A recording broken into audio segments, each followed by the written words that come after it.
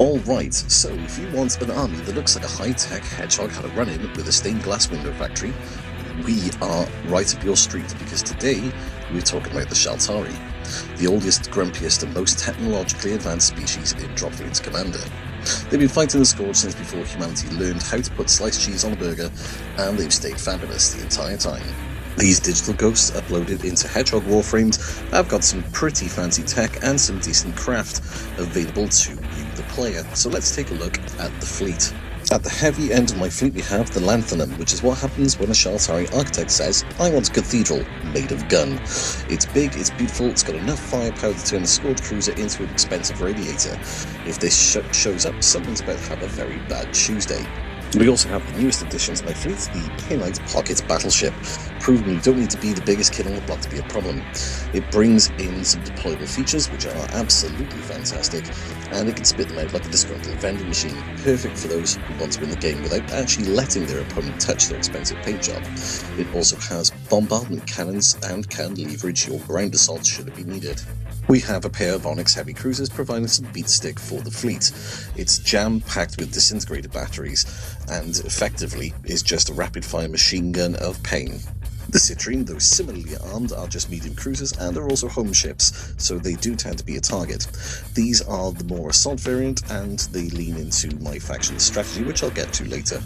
I also have some Pungari vassals that have been roped in their threshers. These are here just to give me some traditional drop, just in case I lose all my gates in one fell horrid swing. I have two groups of 2 Iridium destroyers, which are pretty reliable sources of damage, decent weapon on them, but mainly take these for the application of status. These are able to drop some enemy shields and make my shots really stick. We have some static backline drop in my gate station. This helps keep my network alive without wasting a void gate. It also allows me some additional drop into the list. My glass are here to really protect the gates from any incoming corvette attacks or anything similar. They've got high volume firepower though, so they do marry up quite nicely with my status lean into. In support, I've got a Cobalt, and this is really here just in case I get a distant deployment. It allows me to drop sooner than otherwise I would be able to. And we also have a pair of Opals to help me keep my expensive pieces alive a lot longer, such as my Citrine or my battleships. Nothing too much to be said about the 9 Void Gates. They're essential to your list, you need to protect them, and they will be your scoring pieces for the majority of the game. If you're a fan of our Dropfleet Commander content, or indeed any of our other pillar contents with Warhammer Underworld's Bolt Action and Frostgrave, then please like, share, comment and subscribe. It really helps us keep the channel alive and afloat, and allows us to put out more content for you, the viewer. Similarly, if there's anything you want in addition, give us a nudge and let us know. Thanks very much. Let's see how I approach an all-comers list. This is just a pick up a playlist, it's not necessarily competitive. I tend to split my force into 3 equal parts, one being delete, which is all aggression designed to knock your opponent's toys out. The next being drop. Shockingly, it's all your drop troops, so I would take a third of my points and have it all primarily for scoring. And finally we have deny. The entire purpose of this group is to disrupt and prevent your opponent scoring or prevent them actually killing your ships, stopping them from carrying out their game plan. My denial package in this 1500 point list consists of 2 sets of 2 Iridiums. They can use their status to either turn off drop, turn off weapons, turn off navigation, or even reduce your defenses to make my reeve better. The glass are there to protect my void gates primarily, knock out other opposition scoring craft like strike carriers, and they are also there because they have masses of firepower, so it does lean into hit the defenses and use multiple shots to make things stick. I also have 2 Jades, and these, they're not Jades, they're Opals. I have 2 Opals, and they're here to boost the shields for critical pieces within my fleet. My scoring component then, I have a gate station, which I do like to keep at the back.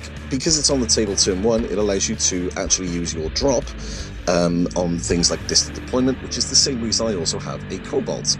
So that allows me to put some troops on the ground, even if the deployment map doesn't necessarily suit what I wanted to do.